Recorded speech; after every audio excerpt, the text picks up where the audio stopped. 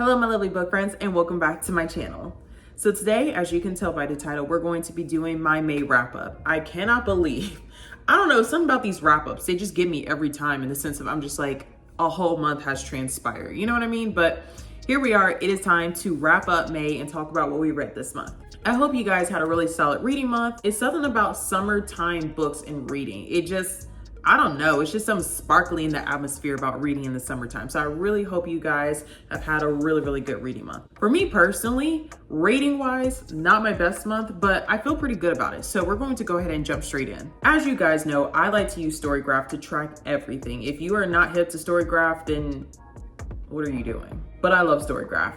So this month I read a total of 7 books, which is a total of 2,862 pages. What's my average rating for the month? And my average rating for the month was a 3.86 rating. Now in this video, we are going to be doing a bit of multitasking. We're going to be eating lunch together while we talk about books because your girl is starving.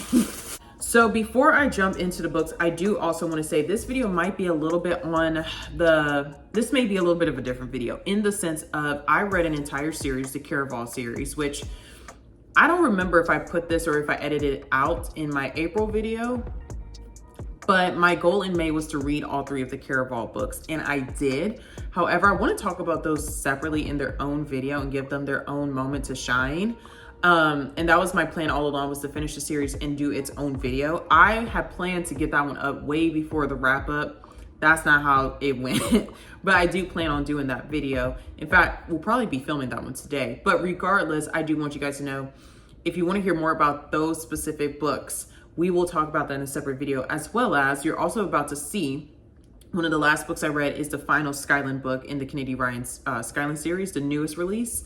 I do plan on doing a more in-depth review of that series as well. So this one might be a bit of a shorter, not as in-depth video as my other wrap-ups are, but that's because there are going to be 2 separate videos stemming from this one. And I don't want to basically say the same thing twice, if that makes sense, you know? So just look for my more in-depth thoughts for like 4 of the 7 of these books in separate videos. So with that little disclaimer that nobody asked for, let's get started. After we take a bite of food. Okay, so to start off the month of May, we read The Book of Two Ways by Jodi Picoult. Now, if you guys remember from April, I had just read Mad Honey like towards the end of the month and jumped straight into this book.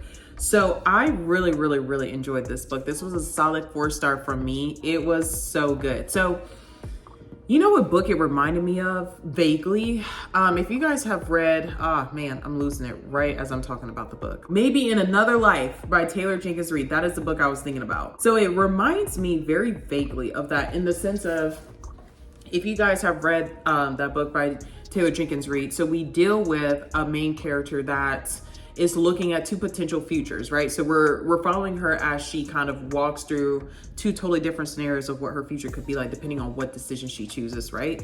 This book is the exact same thing. So our main character in this book, she just survived a plane crash. And so she has the choice after she survives a plane crash, she's at the doctor, and she has a choice. She can either fly back home to her home in Boston, or she can fly to Egypt. This book has a lot of different time periods, and we jump back and forth between past, present, and future a lot. So I'm not gonna lie to you, it can be a little difficult to keep up with if you're not paying attention, right? Because we jump back and forth between future scenario 1, future scenario 2, her past, the present. It's a lot, okay? It's a lot going on, but regardless, it's really good. So way back when, she was in the process of pursuing a doctorate in Egyptology, I believe is the word. So she was studying all things Egypt.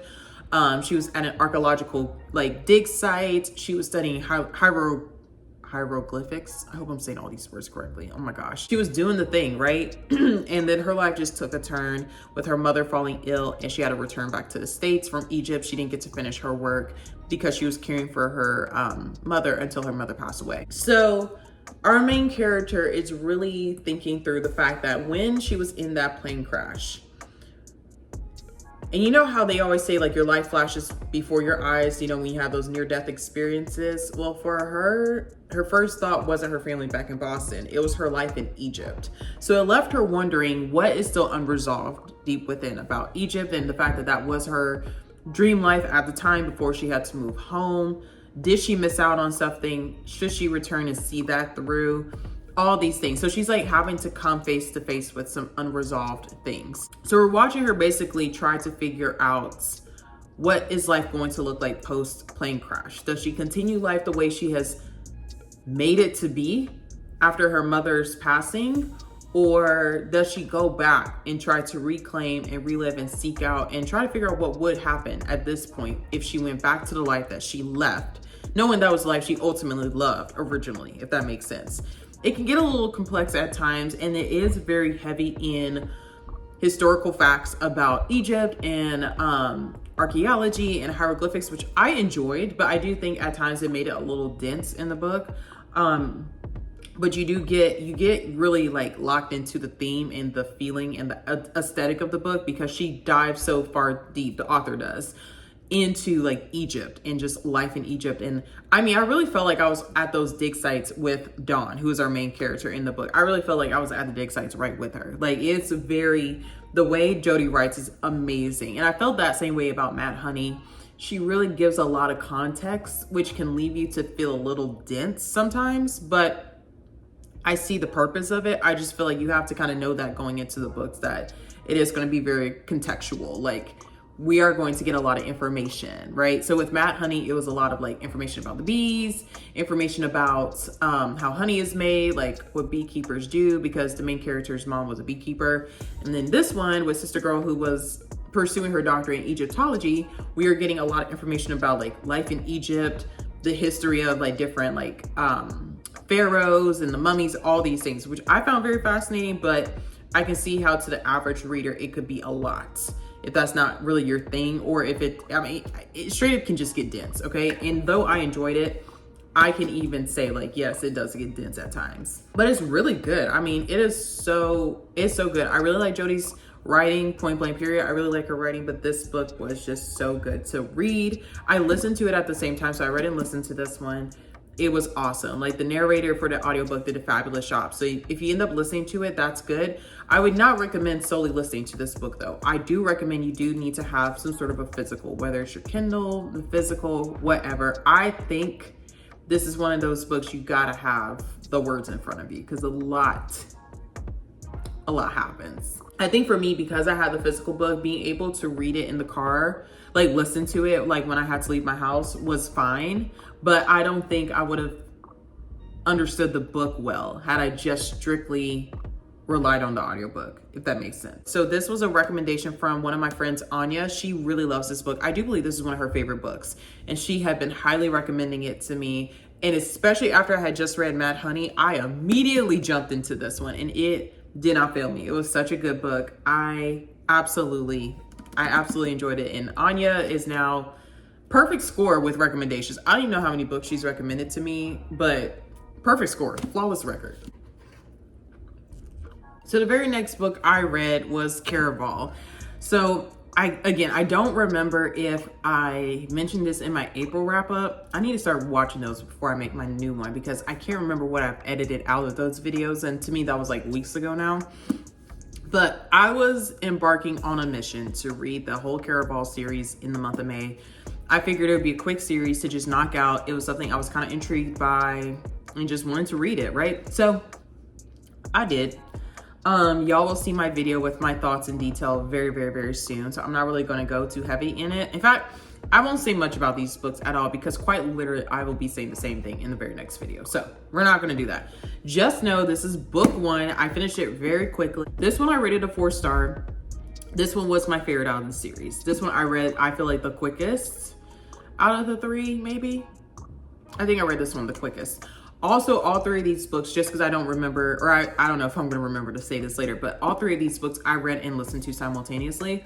I could have done without listening to it. Like, I'm not saying the narrator was bad at all. I would never want to say that, but I do feel like I could have just read it. Like, because I had the audiobook available as well, which was a complete, like, coincidence, and it worked out, that I was able to listen to it while I was reading it. I did, but I was like, I could have just read it. And you're probably thinking, Amani, you could have just stopped the audiobook. I understand that. But part of me was just wanting to see it through, just to give you guys my honest thoughts and opinions. And my honest thought and opinion is just read the book. So immediately upon finishing Caraval, I jumped straight into book 2. So I purchased just for some clarity, I purchased the whole set from Amazon, like as a boxed set some months ago. So I already owned these books. They have been sitting on my shelf for some time, so I could easily just jump straight into the next book. So as soon as I was done with book 1, we jumped straight into book 2. I was like a little hesitant to start this one because I started this one like a day or two before Can't Get Enough, the latest Kennedy Ryan book, got to my house. And I didn't want to start this one knowing I was really excited to read that one. And that book was delayed getting here. So I went ahead and started and finished it before I even got Can't Get Enough here delivered. But regardless, this one I think was about 40 to 50 pages more than Caraval. So it was a little longer, not by much at all. This one I rated a 3.5. Like I said, this is book 2 out of 3 in the series. We will talk about these books later on today. But in my personal opinion, this is where I got really confuzzled. Feel like we lost sight of the plot a little bit. It sounds like someone just fell upstairs, but anyways, I don't know, man. It just feels like we lost sight of the plot in this book. That's all I'm gonna say here because like I said, we're gonna talk about it in a little bit, but 3.5, that's all I can say right now.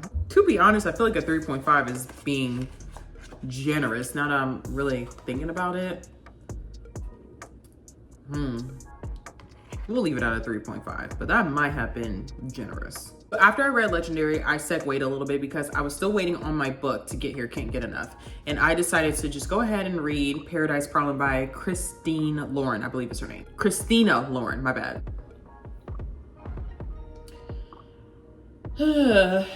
All right, let's really talk about Paradise Problem. Let's like actually talk about it. I don't know how I feel about it. I'm gonna be so honest with you guys. Like I had high expectations for this book. I rated it a 4 stars. So it's not like I hated it. I actually very much so enjoyed this book. I thought it was really funny and cute, but also at the same time, part of me was just like, this was a little under-seasoned, if that makes sense. I don't even know what I'm trying to tell y'all right now. I just know it just wasn't, I don't know, like, did I go into this having expectations that I should not have? I honestly don't know because everyone that I know that has read this book has enjoyed it, has given it like bare minimum a 4.5. Like, I don't think I know anyone that has rated Paradise Problem a 4 that I know, you know what I mean? So I'm sure a lot of people have rated it a 4. I have not seen that. We're gonna stop here for a minute. We're gonna comb through this because I don't know how to even talk about this book with you guys. I will explain some of the things that like irritated me about the book. It had nothing to do with like the author's writing. It had nothing to do with like the quality of the book per se. It was literally the plot and the characters that got me and made me want to strangle them. But I am curious. Let's just read a couple of reviews just because I'm simply curious. Now it does look like overall based on 36,757 reviews as of today on Storygraph, the community average rating is a 4.08 for Paradise Problem. So you know we got to read a couple of these. This is a 3-star review and it says easy read but wasn't groundbreaking by any means. Cute little romance story mixed with family drama. Yeah. This one was a 3-star. The book was cute and has such a sweet ending. This one's a 5-star, super cute book. Was hooked from the beginning. Summer romance cutie book should be. Someone said this felt like a mix between Pretty Women and Crazy Rich Asians in the best way. I've not read either book, so if y'all have read those books, that is what this person said. That gave it a 4-star, or I'm sorry, a 5-star rating. I think I found a rating that like gets me. So this lady rated it. I assume this is a woman. I'm sorry, woman, man. I'm not sure who this person is. This person rated it a 4.25, right? And they said, I really like this book. The audiobook was well done and I enjoyed both narrators. Although a bit predictable, I really enjoyed the story and the characters. There were several times I laughed out loud. The last third of the book was a bit boring, but overall a great listen. I'm looking forward to more from this author. Okay, first of all, it's no secret how I feel about a romance book, okay? I don't really like them like that. Especially these cute, fluffy summertime reads. I could care less, right? They serve its purpose, just not in my life. And that's totally fine, okay? Tomato, tomato, to each its own. I'm all for it for the girlies that love it. As for Imani, I don't care. Now, with that being said, I think that might be part of why I'm a little hesitant to like fully discuss this because in its box, in the genre in which it is properly placed in, it's a fantastic book.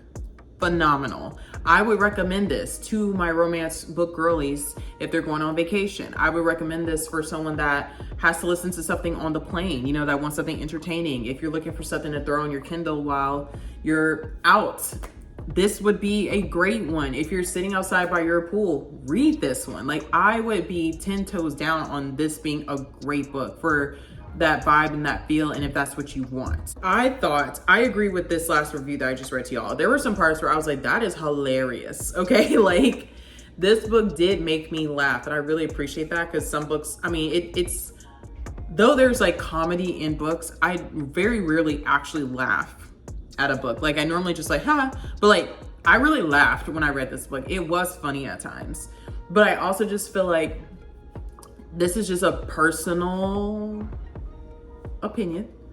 But for me, the characters were just, God, they were a little insufferable. I'm sorry, y'all. They were kind of insufferable, low-key. Like, I don't know, guys. They were just a little insufferable. Okay, so let's start with Anna, who's our female main. Let me backtrack so you guys can understand what's going on.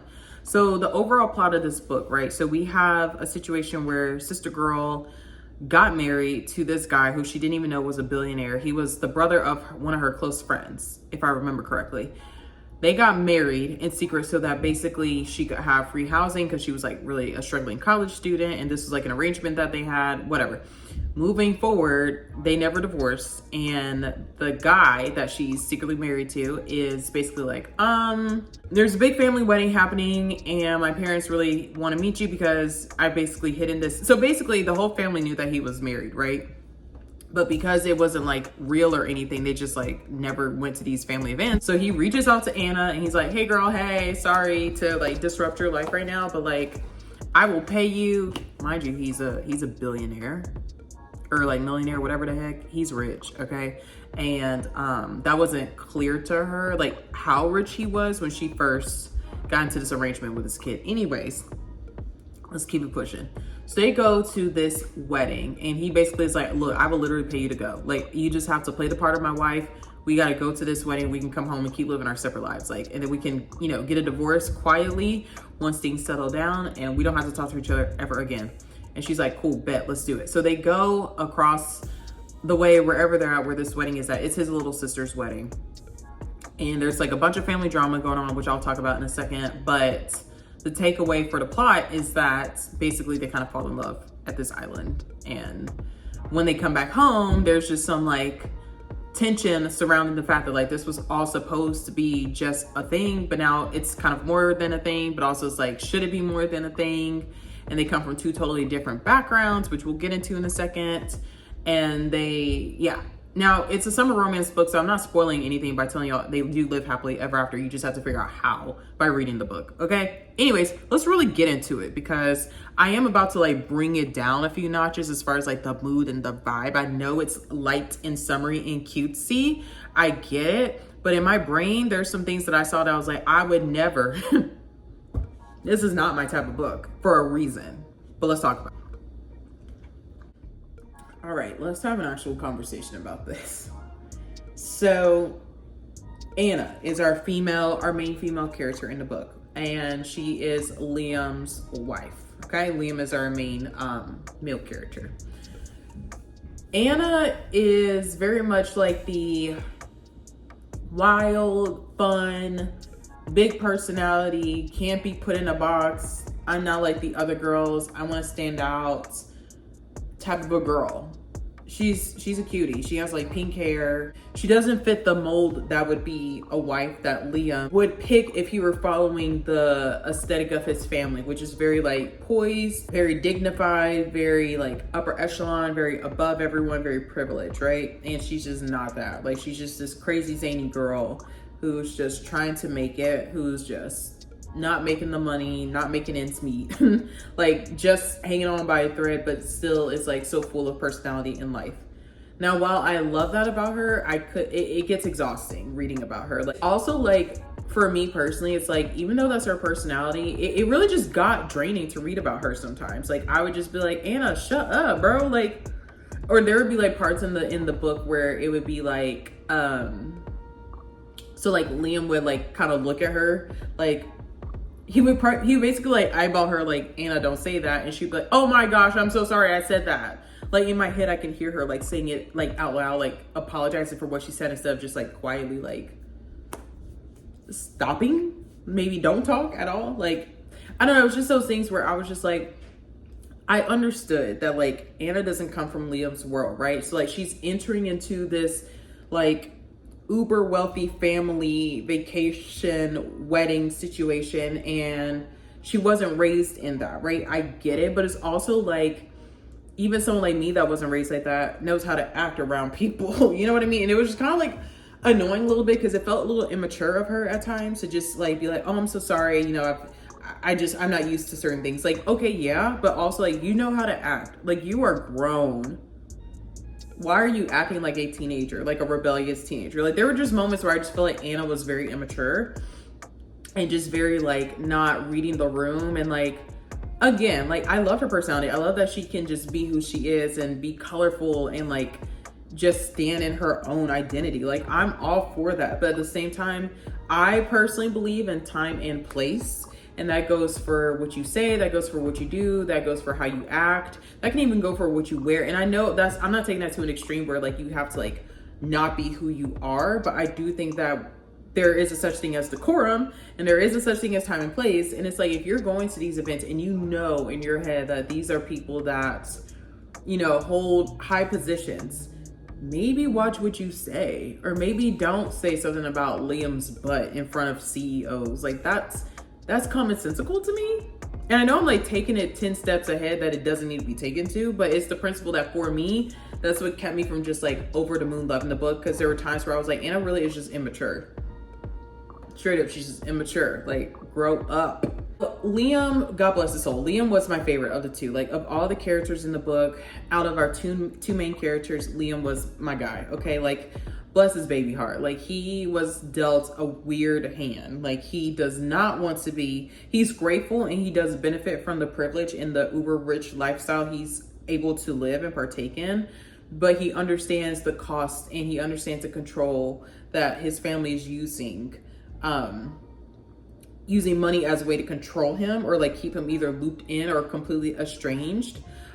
I love the fact that he's conscious of that. You know, like a conscious person is going to get me every time. I like that. So Liam really got it for me. Like, he was my favorite of the two because I was just like, Liam gets it. But there were even times where I had to agree with Anna in the book where it's like, there are times where he was still, no matter how conscious and smart Liam is, there were moments where he was still utterly blinded by just how well off he was. His family was absolutely insufferable. Like, again, I understand the purpose of the book, but that was like so insufferable for me. Like, his whole family is just like a piece of work. Like, using money and power to manipulate your kids into working for your business. Like, we do see this in like a lot of storylines of the uber rich, but like to read in the book, I was like, this is so gross. Like, why would you, like, your dad is awful. Like, his dad was awful.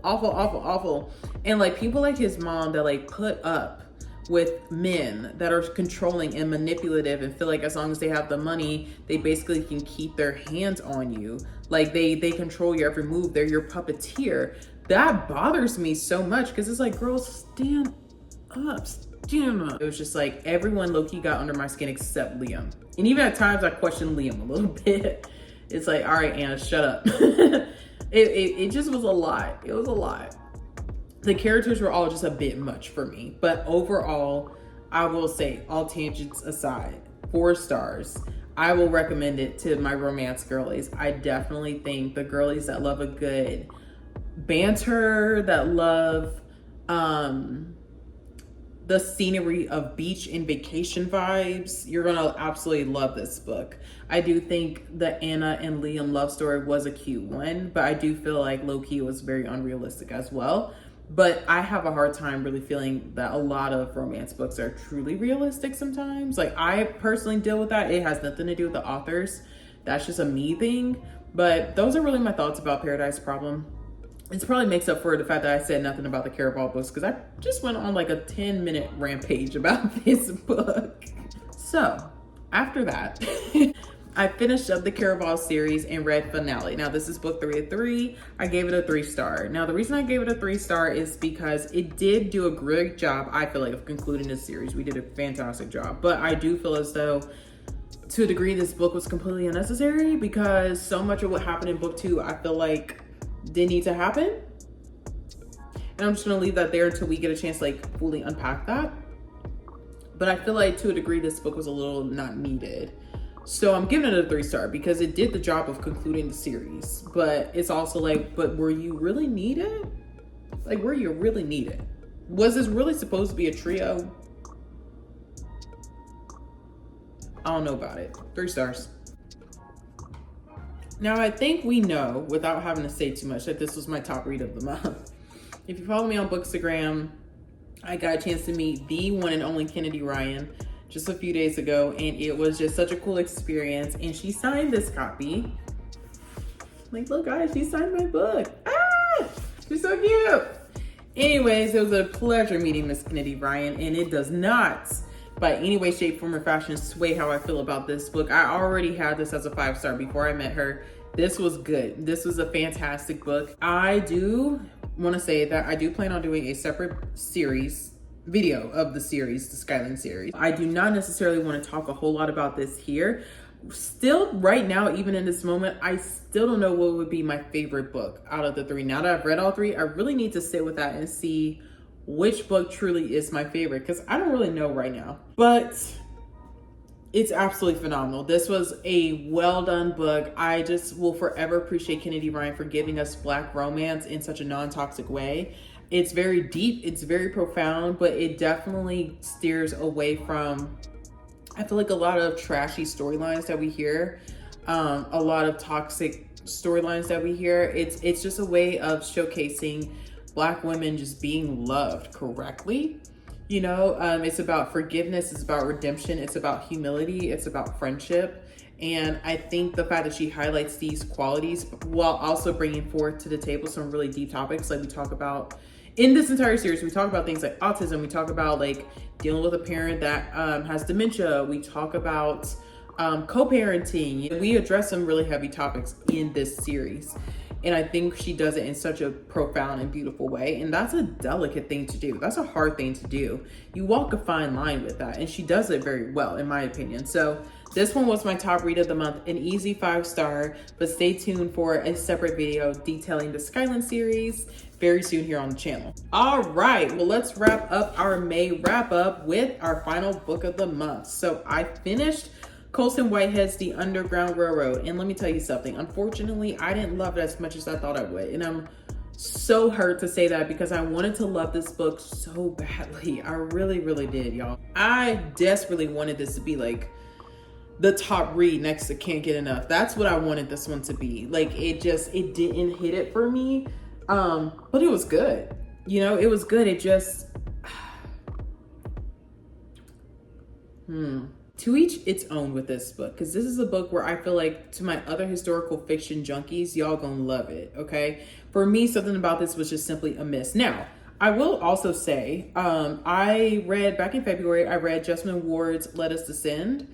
I feel like I talked about that in the February wrap-up a little bit, about how that book is paced. But if I have not, or if you have not watched that video, that book is a very slow book. The reason why I had to really make sure people understand that though the speed can be a little painful, it shows and it bears weight to what slaves were actually going through in the moment, okay? Like it's like Jesmyn Ward did a really good job of reminding us that though we want to breeze through the book, the slaves didn't get a chance to breeze through anything. You know, it was a long, slow, grueling walk from state to state. It's from state to state, y'all. It wasn't like a walk on the treadmill. Like, they were walking from state to state through the mud, through the rain, in the rivers, like on any terrain, like blistered open feet, like raw wrists.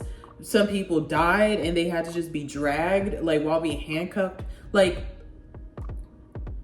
it was necessary for that book to be so insanely slow and painful to read, because it is not supposed to be an easy thing to read about slavery.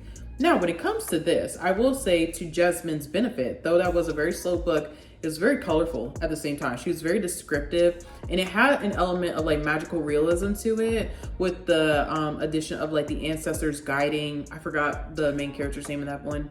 Like literally they were like coming down to her and like guiding her, so there was like a bit of like realism, like magical realism there, which I think helped keep the book like just really moving, you know. But it was something about this book, I don't know if it's just the writing style for me, but something about this was just very bland.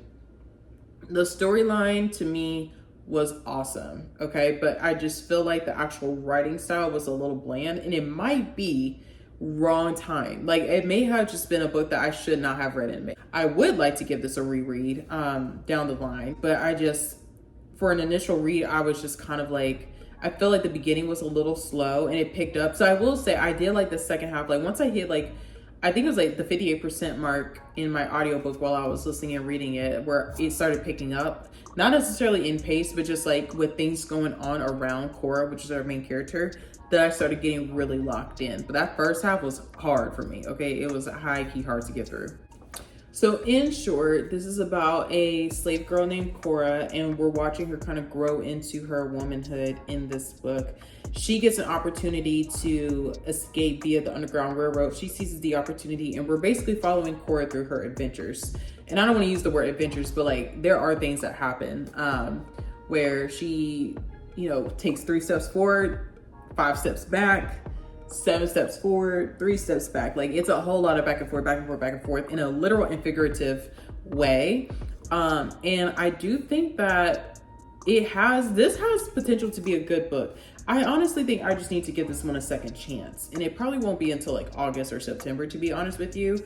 But the concept is amazing, right? Okay, it's talking about escaping slavery, you know, and trying to desperately find that freedom. And you know, it is cool. It is a cool take on the Underground Railroad of talking about like just the different pathways that you take, and you know, trying to find ways to distract white people from figuring out that you are taking the Underground Railroad, because then they like suspect that there is something called the Underground Railroad. And it is a good book, okay? It just, I think for me, it just took too long for me to get into it. It took too long for me to really click with it and lock in. I do plan on reading Harlem Shuffle by Colson Whitehead at some point as well. So I do want to compare and just see, was it the book? You know, was it his writing style that didn't resonate with me? Was it the wrong time to read the book? Like, I'm just curious to kind of understand. And sometimes some books just don't hit the same as they do for others. And that's totally cool if that's the case. But I would be curious to see, is that really it when it comes to this book? I'm not sold on my own rating yet. So you guys may see this one in a wrap up in a few months. Who knows? I want to give Harlem Shuffle a try first though, before I do that, because if I have a similar experience with Harlem Shuffle, I would probably be less likely to reread this. But if I had a really good experience with Harlem Shuffle, then there's going to be a good chance I will give this one a reread just to see. Maybe it was just the wrong time to read it. Who knows? Sometimes that happens.